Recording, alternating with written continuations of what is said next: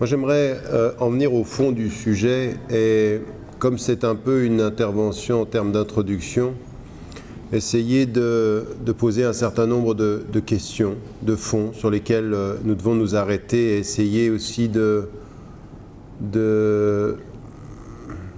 donner une certaine priorité aux questions que nous avons par rapport à la question de l'éthique, par rapport à la question de la gouvernance et à cet objectif ultime qui est celui de l'islam comme étant un chemin vers la paix. C'est un chemin extrêmement exigeant, je l'ai dit tout à l'heure. Il n'y a pas de chemin dans la paix dans la passivité. Il y a un chemin vers la paix dans l'action et il y a un chemin vers la paix dans le courage. En fait, il faut avoir le courage des pacifiques. Il faut avoir le courage. Le courage des pacifiques, c'est même parfois de donner sa mort pour la paix. Donner sa vie pour la paix et d'accepter sa mort. C'est parfois également de faire face à ceux qui répandent la mort et de rester droit comme principe et dignité. Donc ce que j'aimerais faire en termes d'introduction, simplement, on l'a dit, il faut s'y arrêter, il y a un travail à faire sur les termes. Il faut qu'on s'arrête sur la bonne compréhension des termes, parce que finalement, des termes comme ceux-ci nous donnent une compréhension, ou en tout cas révèlent si oui ou non il y a une compréhension assez profonde de nos principes déjà, du monde où nous sommes et des objectifs de ce que nous avons à y faire. Nos principes, là où nous sommes et qu'avons-nous à y faire. S'il y a des principes, c'est que ces principes, ils nous demandent de regarder le monde dans ce qu'il est à la lumière de ce qu'il devrait être. Des principes, c'est ce que le monde devrait être. La raison, c'est ce que le monde est. L'engagement, c'est changer ce qui est à la lumière de ce qui devrait être. Et toute la question de l'éthique est là. Toute la question de l'éthique, elle est par rapport à cela, et donc ça nous demande vraiment, c'est finalement notre compréhension de notre rôle sur la terre par rapport à nos principes devant Dieu quand nous sommes croyants et parmi les hommes, puisque ce qui a été dit ce matin, et d'ailleurs dans la khutbah, l'imam l'avait rappelé de façon très très juste, attention, nous sommes des témoins parmi les humains, mais nous sommes des humains avant d'être des témoins. Nous sommes des témoins parmi les êtres humains, c'est-à-dire وَكَذَلِكَ جَعَلْنَاكُمْ شُهَدَاءَ عَلَى النَّاسِ وَكَذَلِكَ جَعَلْنَاكُمْ أُمَّةً وَسَطًا لِتَكُونُوا شُهَدَاءَ عَلَى النَّاسِ. Nous avons fait de vous des témoins parmi les hommes, mais ce qu'il y a وَلَقَدْ كَرَّمْنَا بَنِي آدَمَ, c'est-à-dire nous avons donné la dignité à tous les êtres humains. Alors ce matin-là, dans le Coran, il ne dit pas simplement « Ya ayyuhalladhina amanu », il dit « Ya ayyuhannas ». Il parle aux gens comme il parle à ceux qui portent la foi, et à ceux qui portent la foi parmi ceux qui sont les êtres humains. Donc en aucune façon, au nom de la foi, il faut nier l'humanité. Mais il faut être, au nom de la foi, les témoins dans l'humanité. Au nom de l'humanité, pour l'humanité, au service de l'humanité, comme on est au service du Créateur de l'humanité. Donc il y a une vraie compréhension, et parfois malheureusement, dans notre enseignement de l'islam, la surdétermination est telle sur la question de la foi, sur la question de notre rôle, que nous en oublions que nous sommes des êtres humains comme tous les êtres humains, et que la caractéristique de l'infaillibilité n'est jamais humaine. Jamais. À tel point même que dans la distinction des autorités chez le prophète, ce qui vient de Dieu est infaillible, ce qui vient de lui dans le monde est faillible. Donc on a immédiatement, et c'est pour ça que je suis totalement d'accord avec ce que l'imam a dit, et que j'avais pris position dans un ancien livre que j'avais écrit sur le face-à-face des civilisations par rapport à ce que disait Bassignon et qu'avait repris Blacher en disant l'islam est une théocratie laïque. D'abord, n'importe quelle personne qui se penche sur les deux termes doit immédiatement refuser la formule. Parce que la théocratie, par définition, c'est pas laïque, et la laïcité, par définition, c'est pas théocratique. Donc théocratie laïque, ça veut rien dire. C'est quelqu'un qui ne sait pas comment, de l'extérieur, traiter avec la question de l'islam, qui dit la distinction des autorités, mais jamais leur divorce. Elle dit, oui, il y a une différence entre croire en Dieu et obéir à Dieu, et il y a une différence d'être dans un État et participer à l'autorité de l'État comme citoyen, mais que notre façon de participer à l'autorité de l'État ne doit jamais être divorcée des valeurs qui font la bonne gouvernance. Ce à quoi on est en train de se réconcilier maintenant, c'est-à-dire de comprendre que l'une des questions majeures de la rationalité autonome, c'est de poser la question de ce qui fonde son autonomie. Au nom de quoi pensons-nous? Au nom de la rationalité économique ou au nom de la rationalité humaniste? C'est-à-dire questionner éthiquement les raisons de la raison. Vous me suivez? Donc, ça, c'est des questions de fond qui viennent aujourd'hui et qui doivent être posées. Mais j'y reviendrai.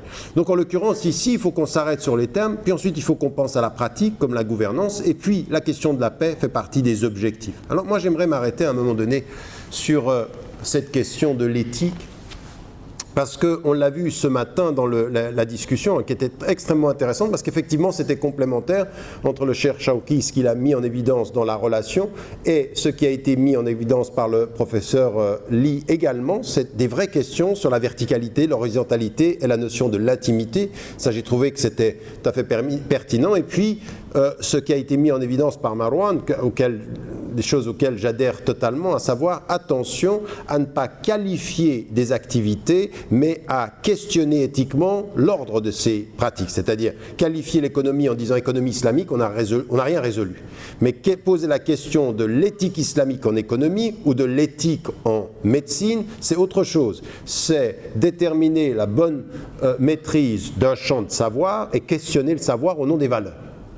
Ce qui est aujourd'hui effectivement ce à quoi viennent tous les comités internationaux d'éthique. Tous. À un moment donné, on a libéré la raison de l'autorité du religieux, mais quand la raison n'a d'autre autorité que la raison, il faut questionner la raison au nom des valeurs de cette raison.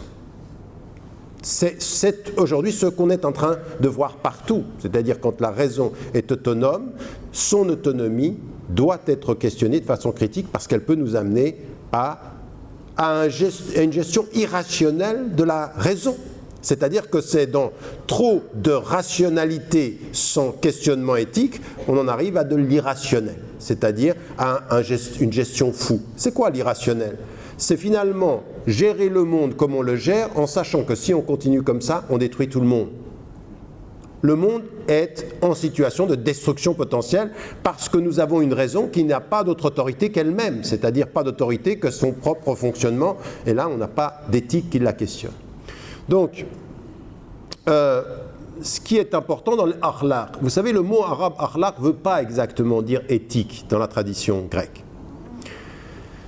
Et là, on a eu la discussion ce matin entre la question morale et la question, raison pour laquelle, quand on est dans l'espace francophone, vous ne pouvez pas vous suffire de définitions approximatives. La morale, l'éthique, on passe de l'un, on passe de l'autre, c'est pas tout à fait la même chose. Attention, il y a des philosophes qui ont passé dans l'ère occidentale des années de leur vie à essayer de déterminer. Certains ont dit, c'est qu'une question de langue. L'un est une définition latine, l'autre est une définition grecque, l'éthique et la morale. D'autres ont dit non, attention, la morale c'est le lien avec le révélé, l'éthique c'est le lien avec le raisonnable. Et vous avez toute une réflexion extrêmement approfondie que vous trouvez chez le maître de cette pensée dans la tradition occidentale, c'est Kant, et c'est ceux qui l'ont suivi dans la tradition allemande, Hegel, jusqu'aux athées du XXe siècle qui mettent en évidence, et qui va être re-questionné par l'un des plus grands philosophes contemporains de la pensée protestante, qui est Paul Ricoeur. C'est-à-dire, tout ça, il faut quand même s'arrêter un tout petit peu. On peut pas commencer à faire comme si on réinventait la roue, si on ne savait même pas que la roue existait. Il faut à un moment donné faire ce travail-là. Pourquoi? Parce que nous allons nous rendre compte que même dans la tradition musulmane, cette question de l'akhlaq, elle a été posée de façon fondamentale et depuis bien longtemps. Un des grands problèmes que nous avons avec l'enseignement de la pensée critique en Occident, c'est la totale négation de l'apport de la pensée musulmane. Doublement d'ailleurs. Et ça, nous n'en sommes pas conscients. Quand on vous dit par exemple, il faudrait qu'on revienne à la contribution des musulmans à la pensée de la Renaissance, ce qui est fondamental. Nous, ce qu'on pense, c'est souvent aux philosophes. Et on dit, mais vous savez, quand même, dans la pensée musulmane, il y avait des philosophes, c'est vrai. Et parmi ces philosophes, le premier qui va synthétiser une pensée philosophique, c'est le Kindi. On sait aussi qu'il y a le Farabi, et on sait qu'il y a Ibn Sina, et puis on sait qu'il y a Ibn Rushd, qui est pratiquement le seul connu en Occident, ou en tout cas étudié. Mais ce qu'on ne sait pas, c'est que dans toute la pensée du fiqh, c'est-à-dire du droit et de la jurisprudence musulmane, que toute la pensée des usuliyin, c'est-à-dire de tous ceux qui parlent du fondement, il y a une philosophie. En fait, Chatibi est totalement sorti du champ de la philosophie, alors qu'il est l'un des premiers à faire dans la tradition musulmane ce que fera des siècles plus tard Kant dans la question de la législation, c'est une philosophie du droit. Une philosophie du droit, c'est-à-dire que le muwafaqat, c'est en amont penser la philosophie du droit. Et qu'est-ce que c'est la philosophie du droit? C'est qu'est-ce qui donne une cohérence à un ordre de règles et un ordre de valeurs. C'est ça une philosophie du droit. Et c'est comme si nous, tous les fuqaha ne sont pas des philosophes. Ils n'ont pas de pensée philosophique. Non, ils ont des règles, mais derrière, il y a un fond philosophique majeur. Et nous sommes des complexés de la philosophie. C'est dit, la philosophie, c'est occidental, c'est pas nous. On avait une pensée des règles du droit et des objectifs fondamentalement basés sur un système qui s'appelle en langue occidentale une philosophie, c'est-à-dire un système, et on a peur de la philosophie, on dit il faylassouf, ilm al-kalam, tout ça c'est du kalam. En arabe, ça veut dire c'est la parole. Et on s'est aliéné notre propre pensée. On s'est aliéné notre propre tradition. Et quand on parle de l'akhlaq, c'est tout ça qu'il faut reconsidérer. Il faut revenir à toute cette tradition profonde. Donc il ne s'agit pas de revenir avec des nouvelles pensées qui viendraient de sortir. Il faut redécouvrir le passé et reconstruire, nous réconcilier avec cette pensée-là, qui est déterminante aujourd'hui et dont le monde a besoin et dont nous avons besoin également. Et qu'est-ce que c'est cette éthique? Qu'est-ce qu'il y a derrière? Quand les savants... C'est pour ça que, juste très rapidement, on dira que dans la tradition musulmane, très souvent, tous les penseurs, parce que, vous savez, un alim, parce que là aussi, nous, on a un problème de catégorisation. Un alim, c'est un cheikh. Et un cheikh, on attend de lui qu'il récite les textes. Non, mais un alim, c'est un mufakkir. Ça devrait être. Attention au alim qui n'est pas un mufakkir. Parce qu'un alim qui n'est pas un penseur, on va se demander comment il va penser si ce n'est pas un penseur de ce qu'il sait en matière du rapport au texte. Nous, on a mais tout ça, c'est la preuve d'une véritable ignorance de nos traditions et du champ de la pensée. Quand vous voyez les grands ulama, ils sont des penseurs. Et ils ont une pensée qui ne pense pas de façon autonome, mais qui pense à partir de sources et qui se construit à partir des sources, mais qui pense, qui construit quelque chose. C'est un penseur. Un penseur part de sources et construit un système, mais il pense. Nous, on a réduit le alim. Tu fais une conférence, tu dis 2 versets du Coran, 3 hadiths, alim, cher. Et l'autre, il pense sans le Coran, il dit ah non, ça. Falsafa. Philosophe. Et on se dit, mais est-ce qu'on n'a pas compris comment il fallait revenir à notre source et comprendre que nous n'avons pas les mêmes catégories du savoir dans la tradition musulmane qu'en Occident, mais ce n'est pas pour ça qu'il faut qu'on finisse par amoindrir les champs de savoir d'un certain nombre de nos savants d'une part, mais également de nos philosophes. Ce qu'il faut dire à l'Occident, c'est qu'Averroès, il n'est pas simplement philosophe. Il est qadi, il est juge. On peut ne pas être d'accord avec lui, mais il connaît les textes sur les doigts de la main. Il connaît les textes. Donc ce n'est pas simplement un philosophe qui pense de façon autonome, c'est un savant qui pense à partir de sources. Il est juge. Et non seulement il est juge, en même temps en matière scientifique, il est à la pointe des sciences de son temps. Donc il faut qu'on se réconcilie par rapport à ça, qu'on fasse ce vrai travail. Et qu'on se rende compte d'une chose, c'est que l'akhlaq, ça va nous... La question, encore une fois, je vous le dis, la notion d'éthique sur la tradition grecque, c'est pas exactement la même chose, mais il y a une chose qui est importante, c'est que, en fait, dès l'origine, dans les 3 sources que vont nous déterminer les savants, il y a la source des textes, qui va nous donner l'éthique. Il y a la source de la raison, qui va produire de l'éthique également.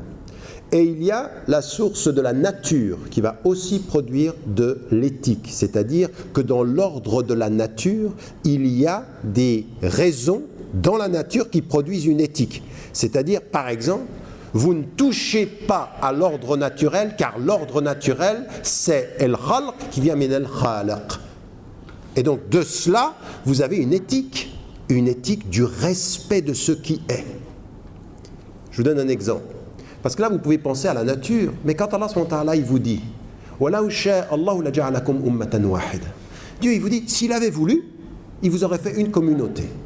Il est en train de vous dire, regardez la nature, et dans la nature, il y a la diversité.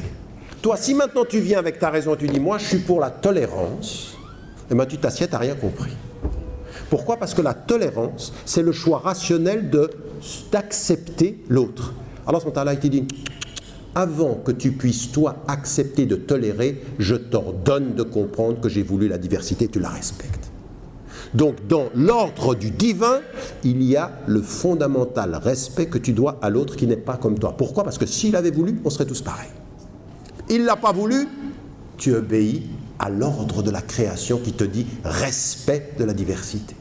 Donc, l'ordre de la nature impose un ordre éthique à ta façon de gérer les gens. Tu dois aller au-delà de la tolérance et apprendre le respect. Et comment c'est le respect? Dans la connaissance mutuelle. Voyez comment l'éthique provient de la nature créée. Comme il a créé, il faut que tu penses. Tu ne peux pas penser contre le créé. Tu dois penser à partir du créé et à partir du révélé. Et tu ajoutes à ça ta raison et tu ajoutes à ça ton cœur. 4 sources de l'éthique dans la tradition musulmane. Ça vient de loin, et donc de ce point de vue-là, c'est, en fait, l'éthique, c'est donner du sens aux règles. C'est pourquoi. C'est la question du pourquoi par rapport au texte. Allah subhanahu wa ta'ala nous envoie des textes et il nous dit, il faut poser la question du sens. Deuxième des choses, c'est que, donc ici, il faut questionner la raison rationnelle des choses par la raison raisonnable du pourquoi des choses. C'est pour ça que quand on dit, attention, quand on dit dans l'islam, il n'y a rien qui soit opposé à la raison. Il n'y a rien qui soit opposé à la raison, ça veut dire 2 choses. Tout n'est pas soumis à la raison, mais rien ne va contre la logique de la raison. Mais tout n'est pas soumis à la raison, c'est-à-dire qu'il faut que la raison admette qu'à des moments donnés, elle a des limites. Mais en même temps que ce qui nous est donné dans le texte ne va pas à l'encontre de la raison. Il n'y a rien d'irrationnel, il n'y a rien d'antirationnel, mais il y a du au-delà du rationnel. Donc voilà ce que nous enseigne notre religion en matière d'éthique. Elle donne du sens aux choses. Maintenant, ça c'est le texte. Et ça c'est les savants, les 3 sources que je vous le disais. Et vous allez trouver que dans la tradition mystique, qu'est-ce que font tous les mystiques? Qu'est-ce que fait la tradition mystique? La tradition de la mystique, de ceux qui vont suivre le prophète dans l'ordre de la raison du cœur, c'est toujours de dire quelles sont les conséquences pratiques des règles que l'on a. Et c'est de là vient la référence au hadith dont on parlait ce matin, c'est ça que ça veut dire. La finalité ultime, c'est le sens de la règle. C'est le pourquoi de la règle. C'est le pourquoi de la règle. Et encore une fois, faites attention. Dans la tradition musulmane, dans la tradition chrétienne, parfois on parle de dogme. Le dogme est à la religion ce que le postulat est à la philosophie. Qu'est-ce que ça veut dire? Ça veut dire que le dogme, c'est une vérité énoncée, non prouvée. Oui? Elle est énoncée, mais je ne peux pas la prouver. Le postulat, c'est ça. C'est énoncer une vérité que je ne peux pas prouver, mais elle est là. En islam, la question du dogme est très problématique. Parce qu'en fait, ce qui va être déterminant ici dans la notion du dogme, c'est qu'en fait, la raison, elle a toujours à pouvoir donner des réponses. Mais ce que nous disent les savants, et en particulier un de ceux qui a été extrêmement profond, il y en a 3 qui ont été profonds sur cette question à ma connaissance, il y en a bien plus que d'autres, mais ceux que je connais, ils sont 3. Il y a la tradition, celui qui est très mal connu en Occident et dont on a perverti la pensée souvent, c'est Ibn Taymiyyah, Abu Hamid al-Ghazali et Shatibi, qui vous disent une chose qui est tout à fait intéressante, qui dit « Quand la raison ne peut pas répondre à la question de la raison, c'est la raison de la réponse. » Suivez très bien ce que je suis en train de vous dire. Quand il n'y a pas de réponse rationnelle à une question rationnelle, ben c'est la raison de la réponse. C'est à ce moment-là où votre raison atteint ses limites, où elle dit quoi? Allahu Akbar, Wallahu A'lam, Wallahu Ahkam. C'est à ce moment-là précisément. Donc c'est ça aussi, les objectifs. À un moment donné, Allah subhanahu wa ta'ala nous dit il y a des questions que votre raison posera, auxquelles votre raison ne répondra pas, et ceci vous fera passer de la raison humaine à la raison divine. Et quand vous passez à la raison divine, vous dites Allahu A'lam. Mais dire Allahu A'lam, ce n'est pas de l'ignorance, c'est la connaissance de son ignorance. Et selon les termes socratiques, qu'est-ce que c'est? La plus profonde des connaissances. Oui, Allah subhanahu wa ta'ala donne sa bénédiction à celui qui connaît les limites de sa raison. Donc ici, on a quelque chose par rapport... Donc, moi je ne veux pas simplifier ces questions-là. Je n'ai pas envie que les questions d'éthique soient simplifiées. Elles sont complexes et ça nous demande d'être équipés intellectuellement pour savoir de quoi on parle. Maintenant, à quoi sert le contexte? Autant les textes, c'est poser la question « pourquoi ?», le contexte, ça va être « où et comment ». Où, ici, et comment, ici. Donc on a « pourquoi faisons cela ?» et « comment on va le faire ?» et « où ?» ici. Et entre les deux, il y a la raison systématique qui va faire le lien. Donc toutes les constructions savantes sont rationnelles. Donc cette idée qu'il pourrait y avoir l'once d'une pensée théocratique en islam est quelque chose de totalement étranger à notre tradition. C'est totalement étranger. Il faut savoir le pourquoi, ça c'est l'éthique, le sens des choses, et l'application de l'éthique appliquée c'est où, ici, et comment, ici, comment on fait. Donc on a trois questions. Pourquoi? Les textes qui sont questionnés par notre raison. Comment? Le contexte que nous étudions.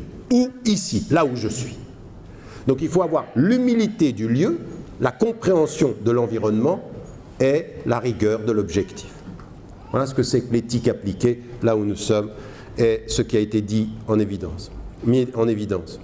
Bon, maintenant, tout ceci, c'est bien joli, c'est intellectuellement extrêmement stimulant, mais en fait, au fond, c'est très triste. Parce que tout ce qu'on est en train de dire, toute la pensée éthique qui vous dit pourquoi est-ce que vous faites les choses, pour atteindre des objectifs, n'est-ce pas? Et donc, le dernier mot qu'on a dans le titre, c'est la paix. Et nous, ce qu'on aimerait, c'est la paix intérieure et la paix autour de nous.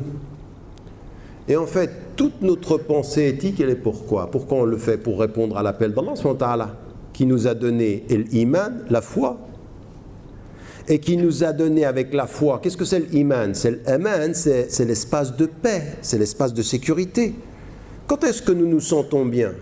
C'est quand il y a une relation entre ce que nous sommes et ce que nous aimerions être, n'est-ce pas?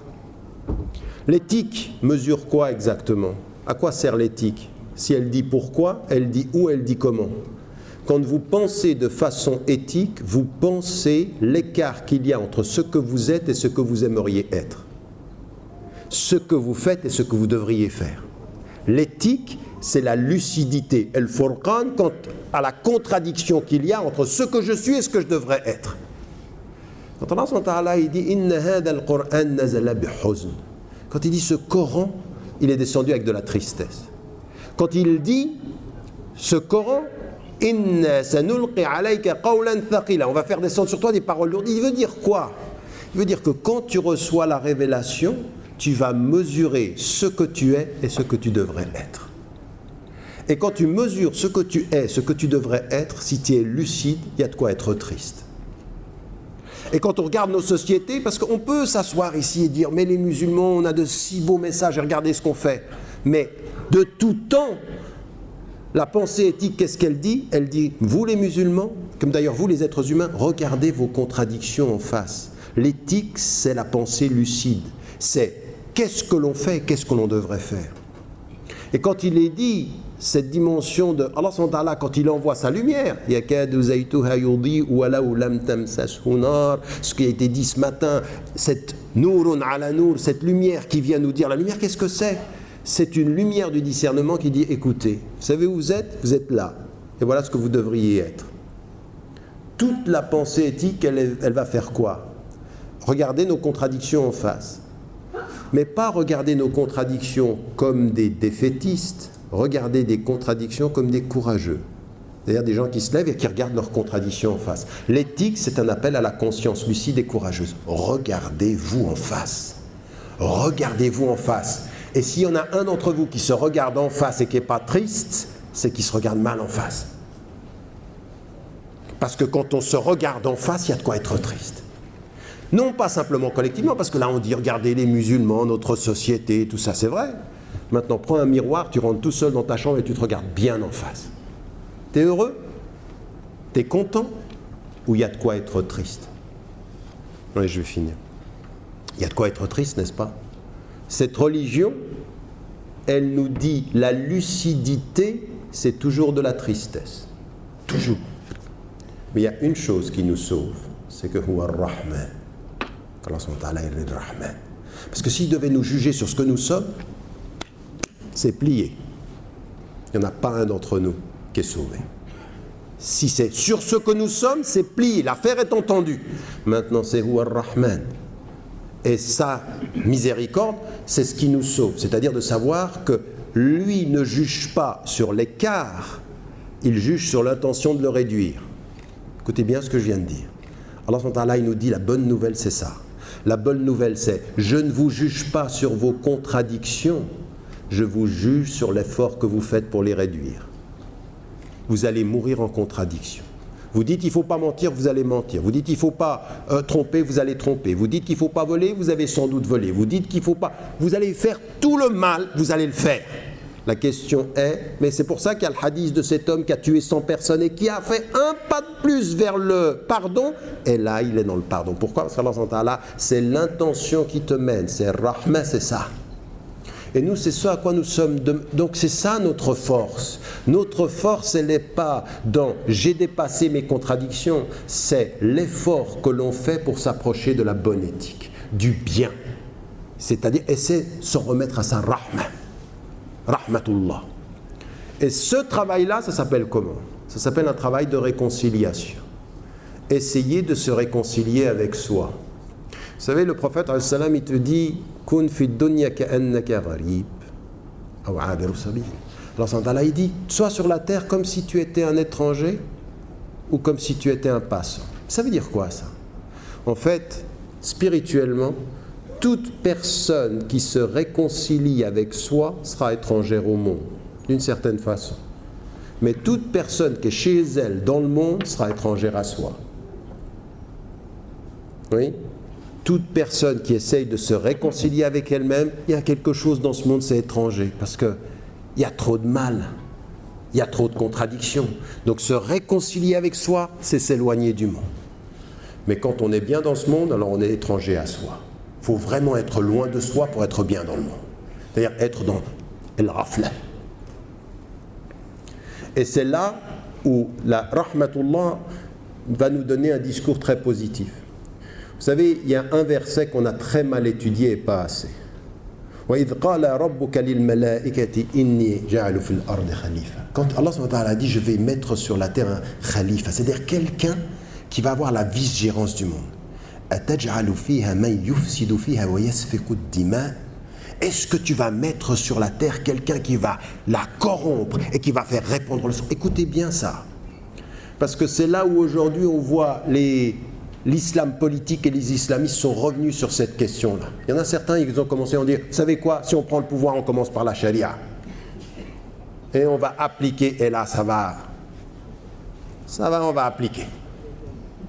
Et tout à coup, aujourd'hui, le discours change, de dire, attention, il faut commencer par gérer les libertés.